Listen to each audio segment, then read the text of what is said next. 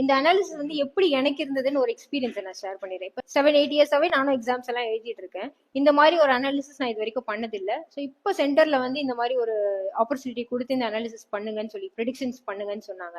இப்போ இதோட ஹெல்ப்ஃபுல்லா என்ன இருக்குன்னா, ஒரு பேட்டர்ன் டிஎன்பிஎஸ்சி வந்து குரூப் 4 இருக்கட்டும், குரூப் 2 இருக்கட்டும், குரூப் 1 இருக்கட்டும், ஒரே டாபிக்ல இருந்து சில கொஸ்டின்ஸ் ரிப்பீட் ஆகுறதையும், ஒரே ஒரே சப்ஜெக்ட்ல இருந்து ஒரு டாபிக்ல இருந்து இந்த கொஸ்டின்ஸ் எல்லாம் இப்படிதான் வரும், ஒரு வேற வேற பேட்டர்ன்ல ஃபாலோ ஆகுறதையும் வந்து ஒரு அனாலிசிஸ் பண்ண முடியுது. நம்ம வந்து ஒரு ஃபுல்லா கம்ப்ளீட்டா நிறைய புக்ஸ் படிச்சு நம்ம எக்ஸாமுக்கு போகாம இந்த மாதிரி கொஸ்டின் பேப்பர் அனாலிசிஸ் பண்ணி போகும்போது கிளியர் பண்றதுக்கு ஒரு ஈஸியான மெத்தட் கொஸ்டின் பேப்பர் அனாலிசிஸ் தான். ஸோ இதுல ப்ரிடிக்ஷன்ஸும் சொன்னதுனால உங்களுக்கு இன்னமும் கொஞ்சம் அடுத்த நெக்ஸ்ட் ஸ்டெப்ல நீங்க போறதுக்கான ஒரு வாய்ப்பு இருக்கு.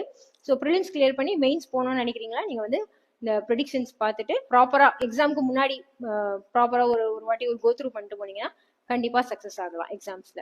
தேங்க்யூ.